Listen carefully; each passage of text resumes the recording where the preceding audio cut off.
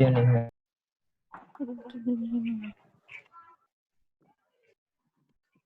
Good evening, ma'am. So let's begin for today's lecture then. How are you people? Doing well?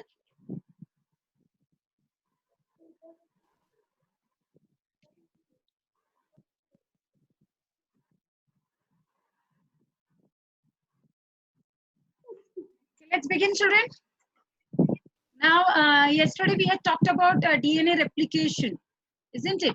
And DNA replication, if you remember prior to yesterday's lecture, before that, when I was talking about DNA replication, I said that DNA replication, Watson and Crick had given us 3 models of DNA replication. Okay, these 3 models were dispersive model, semi-conservative model, isn't it? And conservative model. These 3 models we had seen in the Watson and Crick's hypothesis.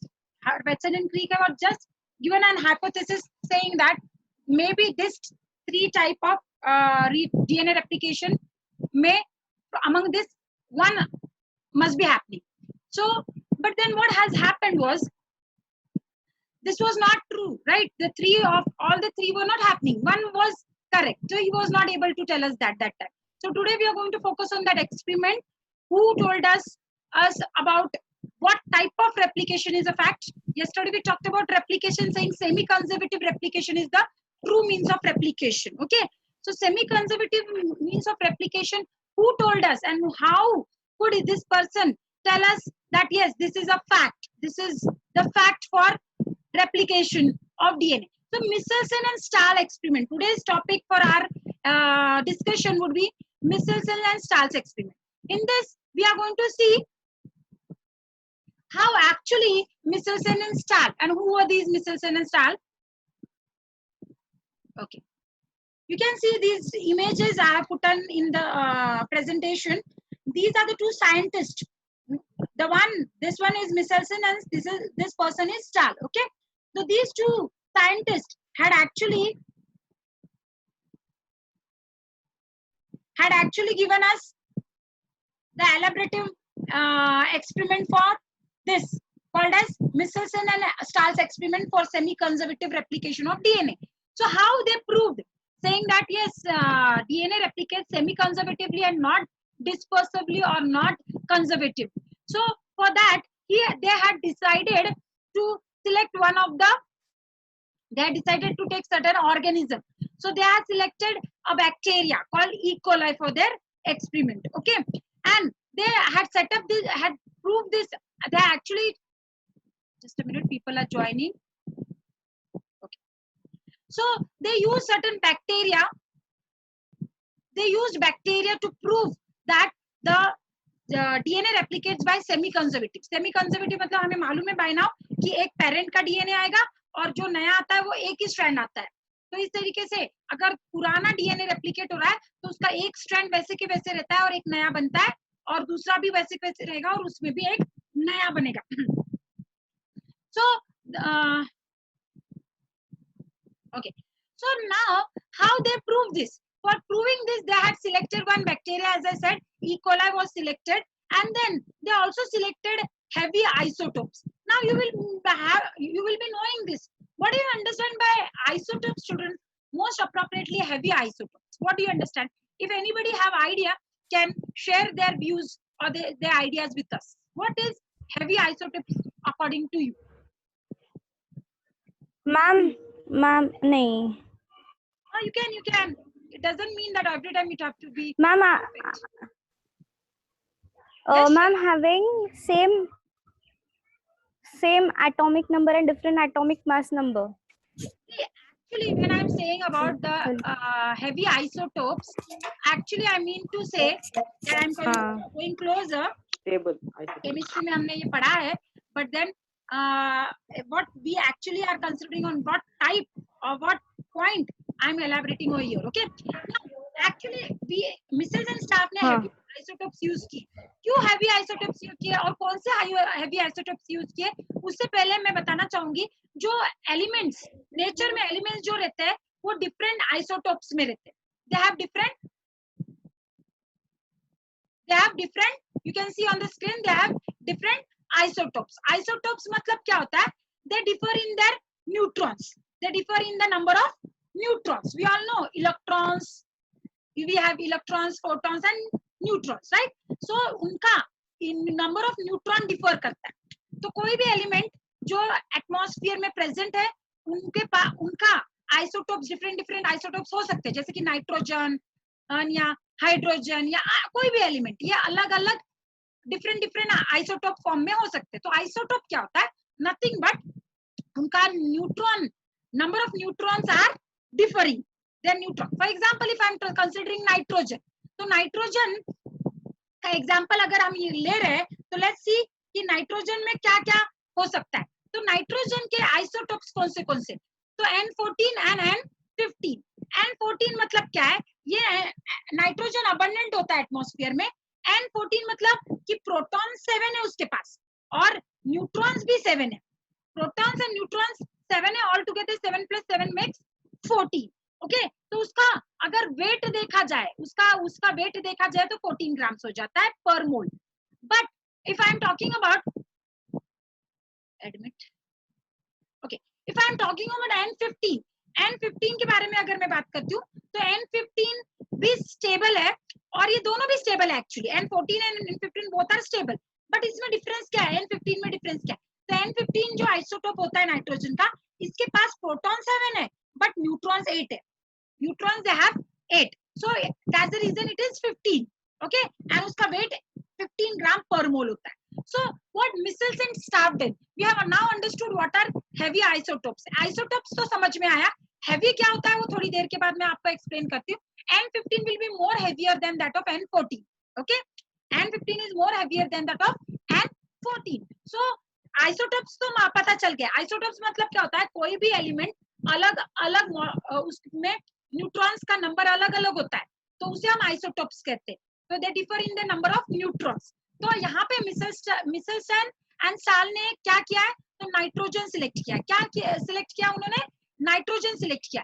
और nitrogen select किया है तो वो N14 and N15 isotope select किए हैं. इसका molecular weight हमें मालूम है, उसका 15 for N15 it is 15 ग्राम पर मोल, whereas for N14 it is 14 ग्राम पर मोल. अभी ये फर्स्ट था कि उन्होंने क्या किया? मॉलिक्यूल सिलेक्ट कर लिया. अब मॉलिक्यूल सिलेक्ट करने के बाद एक्सपेरिमेंट आगे बढ़ता है. तो we know, I just elaborated saying that whatever your N15 is there, that nitrogen isotope is heavier. Why it is heavier? Why it is heavier? Now can anybody tell me right now why N15 is heavier than N14? I just told you 2 minutes before.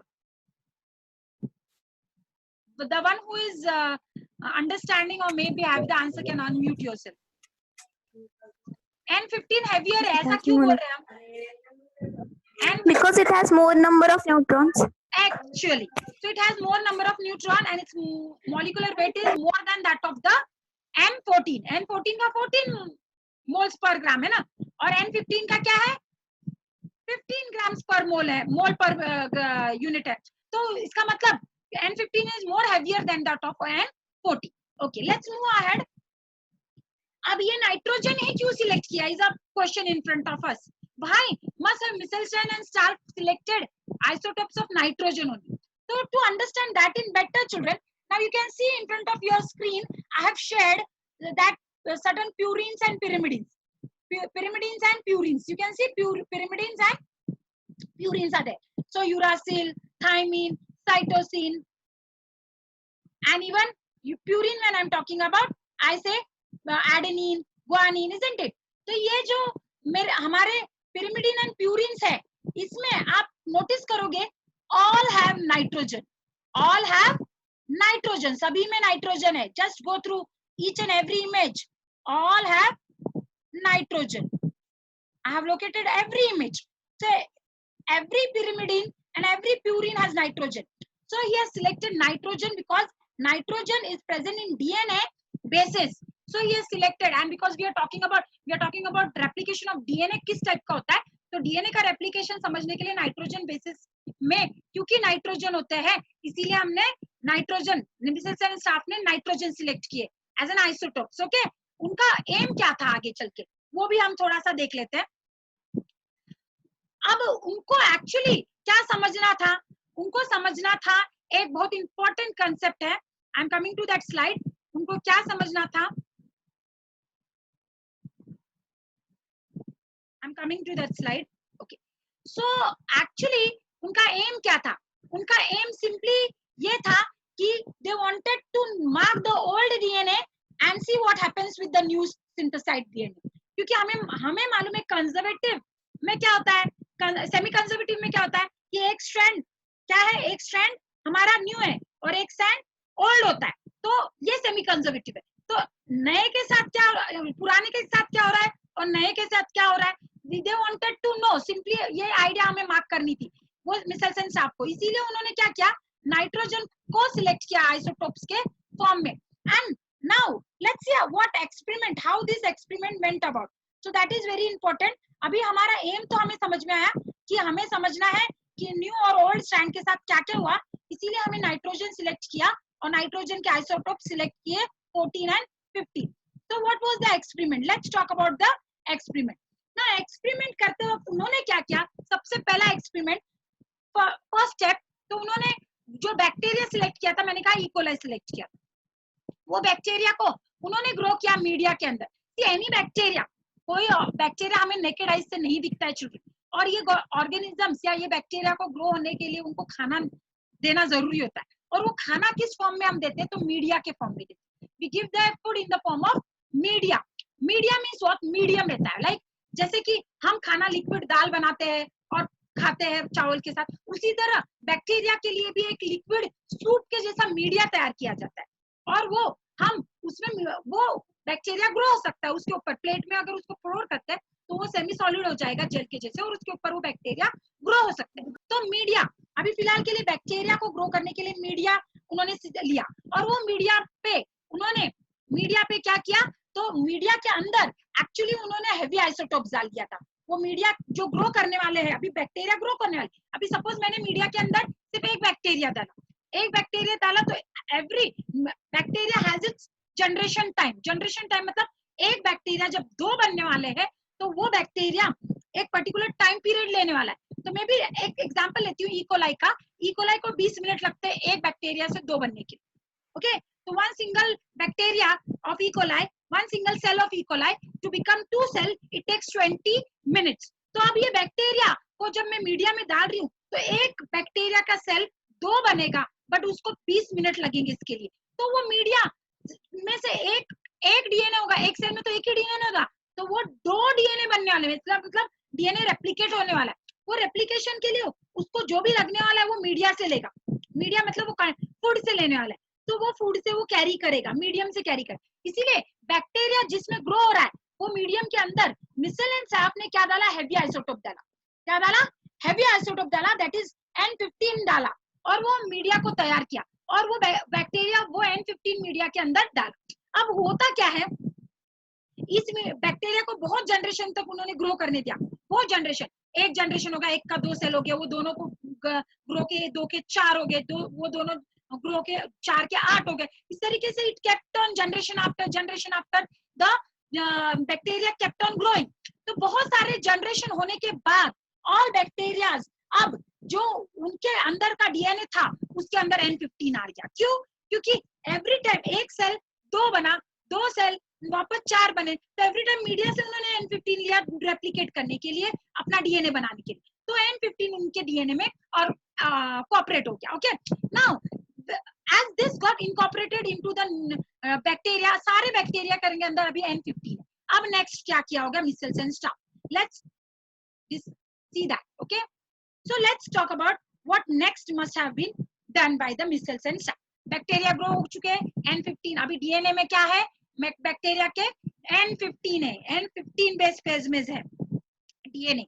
Okay, DNA के अंदर N15 है, heavy isotope है। अब क्या किया इन्होंने, बहुत important concept है चिल्ड्रन, पे अटेंशन। अब उन्होंने ये ट्रांसफर किया, N15 वाले बैक्टीरिया है ना, उन्होंने एक नया फ्लास्क लिया, वो फ्लास्क में N14 मीडिया बनाया, नॉर्मल, जो एक्चुअली नॉर्मल है, नॉर्मली N14 होता है, तो N14 का मीडिया तैयार किया। अब N14 का मीडिया तैयार करके उन्होंने क्या किया, जो N15 बैक्टीरिया है ना, जो बैक्टीरिया के अंदर अब डीएनए N15 लेबल्ड हो चुका है, ये आइसोटोप्स उसके अंदर है, it is not actually radio activity, N15 is not radio active label, but उन्होंने वो N15 का अभी जब बैक्टीरिया लिया जो ग्रो कर चुके, उसे उन्होंने डाल दिया अभी N15 वाले मीडिया में, दूसरे फ्लास्क। अब क्या हुआ, उन्होंने वो बैक्टीरिया को भी ग्रो होने दिया, 1 के 2 बनने दिए, 2 के 4 बनने की दिए, 4 के 8 बनने दिए, like this it kept on growing. Now DNA of newly dividing bacteria, अब जब नया अब जब सपोज ये एक सेल था, let me take a pen,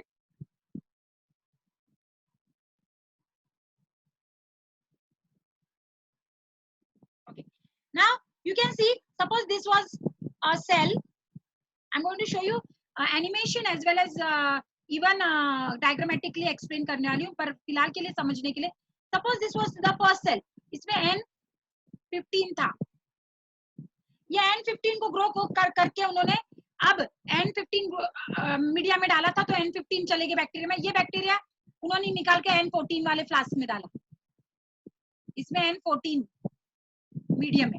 अब होता क्या, ये N15 दोनों भी डीएनए स्ट्रैंड में N15 था, ये N15 जब ये मीडिया में डाला गया तो N15 धीरे धीरे रिप्लेस होने लग गया, N14 आने लगे उसमें, तो नया जो strand, suppose this was a 2 strand, पहले इसमें दोनों में N15 था, बट ये 14 वाले में ग्रो करने की वजह से अभी धीरे धीरे इन मीडिया ये एक सिंगल स्ट्रैंड में पहले 14 आया, फिर वो आगे जाके और रेप्लिकेट हुआ और आगे जाके और रेप्लिकेट हुआ, ऐसे धीरे धीरे रेप्लिकेशन बढ़ते गया।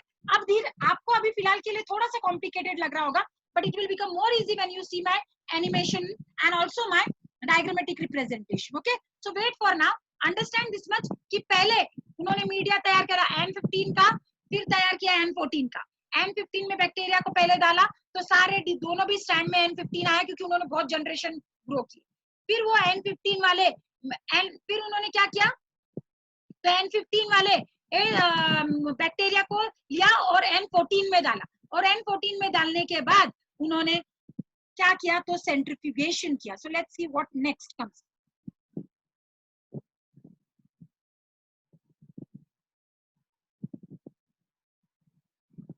Okay, now please pay attention on here. तो उन्होंने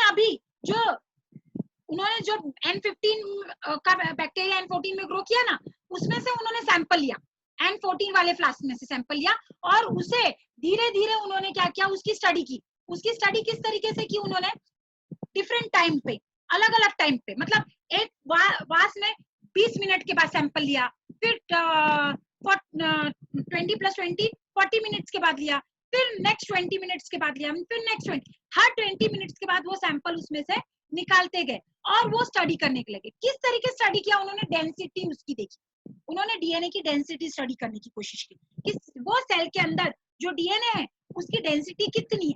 नॉर्मली अगर सपोज नॉर्मल कोई भी सेल मैंने, ये डेंसिटी ग्रेडियंट ट्यूब है, ये डेंसिटी ग्रेडियंट ट्यूब के अंदर मैंने सपोज ये मेरा सैंपल, कोई भी सैंपल डाला, सपोज नॉर्मल वाला डाला, N14 वाला डाला, तो N14 वाला जब सैंपल मैंने डाला तो ये डेंसिटी ग्रेडियंट ऐसी होती है 1 2 3 ऐसे करके ये 14 तक जाता है। ओके, तो जो मैंने 14 वाला सैंपल डाला वो जाकर अपने एरिया में डेंसिटी उसकी जो मैच होगी वहां पे जाके वो अलाइन हो जाता है, एक बैंड बनाता है। ओके, तो इस तरीके से उन्होंने अब वो N14 में ग्रो हुआ बैक्टीरिया, N14 मीडिया में ग्रो हुआ बैक्टीरिया जो था, वो बैक्टीरिया को उन्होंने हर बार निकाला, उनको सेंट्रीफ्यूज किया डेंसिटी ग्रेडियंट ट्यूब के अंदर। ओके, अब सेंट्रीफ्यूज किया तो उनको वो डीएनए, वो सेल के अंदर का डीएनए एक पर्टिकुलर जगह पे अलाइन होते हुए दिखा। Can you see in this, you see एक टेस्ट ट्यूब में यहाँ पे अलाइन हो रहा है, एक टेस्ट ट्यूब में वो डीएनए यहाँ पे आ रहा है, एक टेस्ट ट्यूब में यहाँ पे भी आ रहा है, यहाँ पे भी आ रहा है। तो ये कब हुआ, ये सेंट्रीफ्यूगेशन प्रोसेस है। You can see here this is a centrifugation. तो स्टार्ट कैसे किया था उन्होंने, पहले N15 में ग्रो किया, फिर ट्रांसफर किया N14 में, फिर हर टाइम इंटरवल पे उन्होंने टेस्ट किया और उन्होंने हर टाइम इंटरवल पे देखा कि डीएनए का स्ट्रैंड कहाँ पे जा रहा है, कौन से डेंसिटी पे वो जाकर चक हो रहा है। तो उस तरीके से उन्होंने ये एक्सपेरिमेंट कंडक्ट किया। अब उनके कंक्लूजन क्या मिले, उनको कंक्लूजन या रिजल्ट क्या मिले, तो हाइपोथेसिस तो अलग अलग टाइप के थे, we had different types of hypothesis, right. Crick ने बोला था कंजर्वेटिव हो सकता है, सेमी कंजर्वेटिव हो सकता है, क्या डीएनए डिस्पर्सिव भी हो सकता है, राइट? तो there were different types of hypothesis, पर हाइपोथेसिस थे, पर मिसेल्सन एंड स्टाफ जानना चाहते थे कि ये तीन हाइपोथेसिस में right way of DNA replication कौन सा था, इसीलिए एक्सपेरिमेंट उन्होंने किया था। तो उन्होंने देखा कि जब उन्होंने ऐसा कंडक्ट किया एक्सपेरिमेंट कि N15 में ग्रो करके N14 में ट्रांसफर किया, तो उन्हें ऐसा कुछ मिला। आप देख सकते हो कि 0 टाइम पे जब उनको N15 में वो से फर्स्ट बार उन्होंने ट्रांसफर किया, तो 20 मिनट के बाद उन्होंने जब सैंपल लिया तो 100% N15 ही थे। फिर बाद में तो 20 मिनट्स के बाद वापस से देखा, तो जब ये N14 वाले वास में उन्होंने डाला, N14 वाले, तब उन्होंने देखा कि आधा स्ट्रैंड N14 वाला है, आधा स्ट्रैंड N15 वाला है। फिर ऐसे हर बार उन्होंने अपने रिजल्ट नोट डाउन करते गए, ओके। और उसी तरह उन्हें रिजल्ट पता चला कि जो डीएनए रेप्लिकेशन होता है वो सेमी कंजर्वेटिव होता है, मतलब जब एक डीएनए स्ट्रैंड रेप्लिकेट करता है तो ये एक स्ट्रैंड के सामने एक नया बनने वाला है, दूसरे स्ट्रैंड के सामने भी एक नया बनने वाला है। तो 50%, 50%, okay. I am going to show you one image for you to understand little more and better. अब ये देखिए, अब अगर ये कंजर्वेटिव रेप्लिकेशन होता, कंजर्वेटिव मतलब क्या होता है चिल्ड्रन? कंजर्वेटिव यानी कि एक डीएनए पेरेंट का है तो वो वैसा का वैसा रहता है, और नया जो डीएनए बनता है वो कंप्लीट नया बनता है। तो अगर मैं बोलूं कि अगर मैंने कहा कि पहला वाला पेरेंट का डीएनए जो फर्स्ट वाला, suppose this red one I consider as a parent DNA, तो ये 15 वाला है, you can see red one is 15 and orange one is 14। तो 15 वाला जो था वो पेरेंटल था। अगर ये कंजर्वेटिव रेप्लिकेशन होता तो इस तरीके से दिखना चाहिए था हमें। किस तरीके से दिखना चाहिए था? तो जब रेप्लिकेशन होगा तो एक सेल में पूरा का पूरा पेरेंट का जाएगा और एक सेल में नया का नया आएगा। तो जब ऐसा कुछ दिखेगा तो वो सेमी कंजर्वेटिव रेप्लिकेशन होता, बट ऐसा कुछ उनको नहीं दिखा था। It was not seen that कि एक सेल में पूरा, just a minute, okay, it was not observed कि एक सेल में पूरा का पूरा पेरेंट का वैसे के वैसे और दूसरे सेल में नया। So that's the reason he was very sure about his conclusions. Now let's go with the next. अगर सपोज डिस्पर्सिव रेप्लिकेशन होता, डिस्पर्सिव होता तो कैसा दिखता था, रिजल्ट कैसा दिखता था? तो डिस्पर्सिव होता तो ये पेरेंट है, डिस्पर्सिव मतलब नया बीच में, फिर कुछ पेरेंट का, फिर नया, ऐसे दोनों सेल में ऐसा दिखता था। बट ऐसा भी कुछ उनको, मतलब 100% उनको धीरे धीरे हर जनरेशन आफ्टर जनरेशन उनको ऐसे ही मिलता था, राइट? बट ऐसा भी उनका रिजल्ट नहीं था। So what was his result? Let's see it with this help of this animation. Okay, now I am going ahead. So it was actually conservative, जिसमें उन्होंने देखा कि जब उन्होंने डीएनए लिया वो डिवाइड होके 50-50% पहले जनरेशन उन्होंने डिवाइड करके 50-50%, तो इस तरीके से फिर वापस ये दो सेल जब डिवाइड हुए तो 4 बने, तो एक में 75, एक जो न्यूली फॉर्म था वो 75 था और जो ओल्ड था वो सिर्फ 25% था। फिर वापस रेप्लिकेशन 14 में ही किया तो उन्होंने देखा न्यूली फॉर्म था वो बहुत कम हो चुका है। तो इस तरीके से उनका कंक्लूजन ड्रॉ हुआ था। Now let's see how actually, I will come to this slide later on, I am coming to the video for you to understand little better, because थोड़ा जो मैं बता रही हूँ वो आपको डिफिकल्ट जा रहा होगा, आई नो दैट, इसे ड्रॉ करके बताने वाली बात है ज्यादातर। Okay,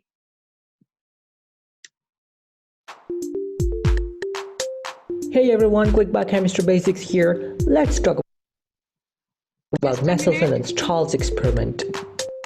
Watson and Crick had a hypothesis that the DNA replication was Okay, now you can see Watson, मैं वापस रिकॉल कर रही हूँ, थर्ड में एनिमेशन कंप्लीट साउंड के साथ दिखेगा आपको। अभी मैं रिकॉल कर रही हूँ, वॉटसन एंड क्रिक ने क्या बताया था, हाइपोथेसिस दिए थे हमें, 3 hypothesis.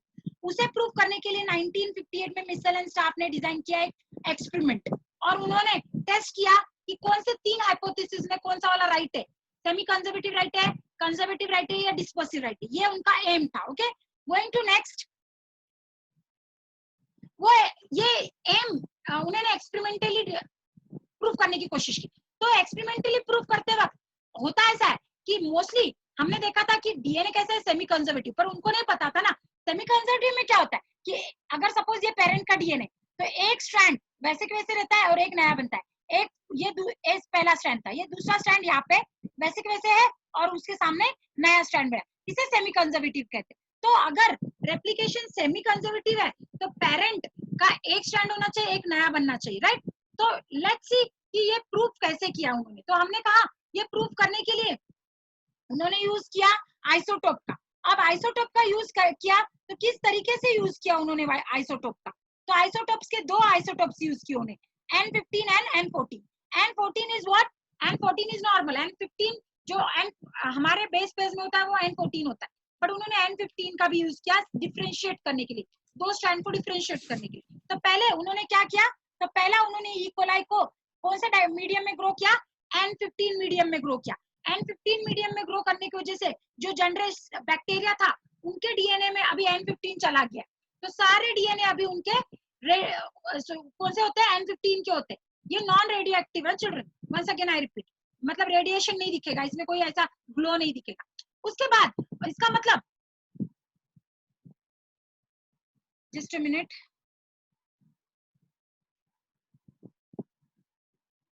Once it was proved.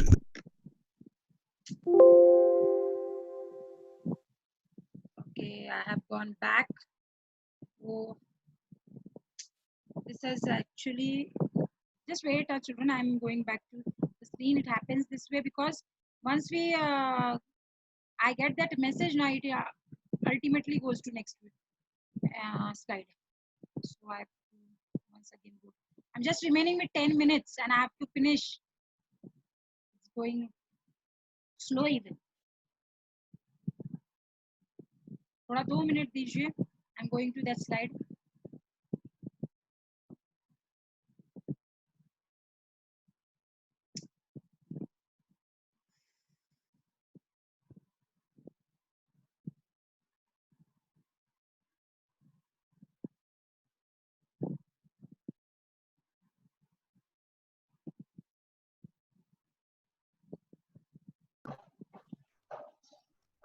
Yeah, that's it. Coming to the slide. Okay, everyone with me? Okay, everyone with me?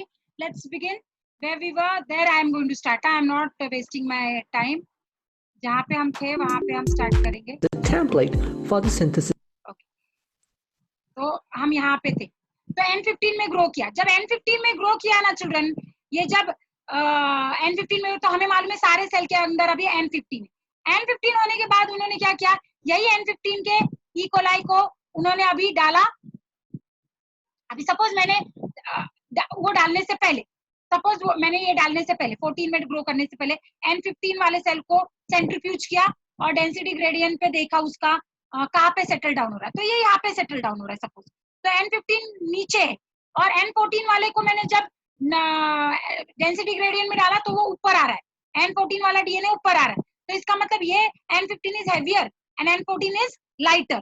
तो अभी इसी कंसेप्ट को यूज करने वाले हैं हम, यूज करने वाले हैं। तो अब क्या होता है, N15 से डाला, वो हार्वेस्ट किया, वो सेल को निकाल कर हमने N14 में डाला। N14 में जनरेशन आफ्टर जनरेशन ग्रो किया और वो एवरी 20 मिनट के बाद जब मैंने उसको सेंट्रीफ्यूज किया, डेंसिटी ग्रेडियंट आइसोलेट किया और caesium chloride density gradient tube में मैंने उसे डाला, सेंट्रीफ्यूज किया, तो मुझे ऐसा कुछ रिजल्ट मिल रहा है। Just see what I am going to get, I am getting the result कि I am getting an intermediate after 20 minutes। पहले जब 0 टाइम पे था, तब 0 टाइम पे मैंने देखा तो वो क्या था, वो टेस्ट ट्यूब में N15 ही पूरे थे और N15 होने की वजह से वो नीचे स्ट्रैंड दिखा रहा है, बट 20 मिनट्स के बाद मैंने जब उसको सेल को निकाला N14 मीडिया के अंदर से, तो मुझे मिला N15 एंड N14 दोनों भी, इसीलिए ये यहाँ पे बीच में आया जिसे हम इंटरमीडिएट कहते हैं। ओके, अब धीरे धीरे जैसे जैसे जनरेशन आफ्टर जनरेशन बढ़ते जाएगा, मतलब एक सेल के दो होंगे, दो तो N14 में क्योंकि वो ग्रो हो रहा है तो N15 धीरे धीरे गायब होते जाएगा, उसका परसेंटेज कम होते जाएगा, N15 का परसेंटेज कम होते जाएगा। इसीलिए अगर आपको याद होगा children, if you recall the last lecture of mine, I had told कि एक नीट का कंसेप्ट दिया था, वहां पे मैंने आपको क्या कहा था कि फर्स्ट जनरेशन में 50%, नेक्स्ट जनरेशन में उसका भी हाफ हो जाता है 25%, नेक्स्ट जनरेशन में उसका भी हाफ हो रहा है 12.5%, 12.5 का 6. और कम। तो आई मीन टू से व्हाट कि जो भी N15 था, पहले सेल में N15 था, क्योंकि अभी N15 उनको डालने के लिए है ही नहीं, N14 डाला है मीडिया में हमने। तो हर बार जब वो जनरेशन आफ्टर जनरेशन ग्रो हो रहा है तो N14 ही ले रहा है। तो पहली बार जब उन्होंने ग्रो किया तो 50% आया। एक स्ट्रैंड में ए था N14, इन स्ट्रैंड में ओल्ड वाले स्ट्रैंड में N15 था। बट अब आप देखिए, अब यहाँ पे देखिए, अब और अंडरस्टैंडिंग आ जाएगा आपको। See this now, first time जब उन्होंने फर्स्ट जनरेशन में ऐसा दिखा था, एक नया था और एक सॉरी 15 वाला पुराना था और एक ब्लू वाला नया था। बट उसके बाद सेकेंड जनरेशन जब अब ये दो सेल बने, अब ये दो सेल को वापस ग्रो किया ना तो ऐसा बना कि एक कंप्लीटली नया वाला स्टैंड के सामने फिर से नया और एक ही ओल्ड रह गया। मतलब पहले दो स्टैंड जो थे ओल्ड वाले, वो ओल्ड वाले दो के दो ही रहेंगे आफ्टर जनरेशन नया आते रहेगा। मींस 50% से 25%, 25% से 12.5% एंड 12.5% से यू कैन सी। अभी और देखिए सी दिस, यू कैन सी कि every time when it 20 minutes के बाद every time you see it happens to form a new strand, अब फिर से अब ये चारों के चारों सेल, ये सेल्स है जिसमें डीएनए, ये चारों के चारों सेल वापस रेप्लिकेट करेंगे तो आगे। और सपोज मैंने चारों का नहीं लेते, पहले एग्जांपल दो का ही लेते। हाँ, अब ये दो सेल है, अब ये दो सेल, ये एक और ये कितने सेल हो गए? ये 4 सेल हो गए। अब ये चारों सेल रेप्लिकेट करेंगे तो देखो क्या होगा। चारों सेल रेप्लिकेट करेंगे तो वो पहले सेल में के दो डीएनए स्ट्रैंड सेपरेट हुए, ये सेकंड सेल के दो डीएनए स्ट्रैंड सेपरेट हुए, ये थर्ड सेल में के दो डीएनए स्ट्रैंड सेपरेट हुए, फोर्थ डीएनए सेल में के दो डीएनए स्ट्रैंड सेपरेट हो गए। अब सेपरेट होने के बाद नया भी बन रहा है उनके सामने, तो नया बनने के बाद this is new strand forming, this is new strand formed. So now you can सी कि ओल्ड 15 वाला सिर्फ एक और दो ही स्ट्रैंड में, बाकी नए बने। So you will see कि first जब cell divide हुआ, firstly when the cell got divided it was only 50%, then when the cell divided it became 12.5%, mid reduce हुआ, उसका origin 14 जो 15 N15 था उसका content decrease होते गया, right? So this means this proved, Michelson staff के experiment ने prove कर दिया हमें कि जब भी replication होता है तो नया जो strand होता है वो क्या होता है, नया स्ट्रैंड बनता है, वो कंप्लीटली नया बनता है ओल्ड के सामने। तो एक स्ट्रैंड ओल्ड रहेगा, एक नया बनेगा। तो actually we are not focus on further replication, we only focus on this to elaborate कि अगर पहली बार रेप्लिकेशन हो रहा है 14 में 20 मिनट के बाद तो हमें एक कंप्लीट नया दिख रहा है और एक ओल्ड दिख रहा है। इसका मतलब this means that is semi conservative replication and not at all dispersive और not at all even your so called as semi conservative था एक और एक था कंजर्वेटिव, isn't it? ठीक है। नाउ चिल्ड्रन अनम्यूट योरसेल्फ, इसका एनिमेशन मैं कल दिखाने वाली हूँ आपको। अनम्यूट योरसेल्फ, एनिमेशन इसका मैं कल दिखाने वाली हूँ। टाइम नहीं मेरे पास सिर्फ 2.5 मिनट्स बचे हैं। तो can you answer me one question कि मिचेल्सन स्टाफ ने क्यों एक्सपेरिमेंट कंडक्ट किया था? मिचेल्सन स्टाफ ने एक्सपेरिमेंट क्यों कंडक्ट किया था? क्या रीजन से कंडक्ट किया था? What was the aim? To find how DNA forms. To form how replication of DNA takes place, right? How replication of DNA takes place. तो उन्होंने प्रूव किया कौन से टाइप का डीएनए रेप्लिकेशन होता है? Semi conservative. ओके, उन्होंने ultimately lastly ये पता किया कि सेमी कंजर्वेटिव होता है। उसके लिए उन्होंने क्या एक्सपेरिमेंट कंडक्ट किया? बैक्टीरिया कौन सा यूज किया? E coli. अच्छा, ई कोलाई को उन्होंने पहले कौन से मीडिया में ग्रो किया? पहले ई कोलाई को उन्होंने कौन से मीडिया में ग्रो किया? N15। फिर उसे कौन से मीडिया में ट्रांसफर किया? N14। अब N15 से N14 में जब वो चला गया, उसके बाद उन्होंने जब नेक्स्ट टेस्ट क्या किया? सीजियम क्लोराइड मीडिया में उसको, सीजियम क्लोराइड ट्यूब में उसे डाला सैंपल को। After every how many minute? 20 minutes. Very good.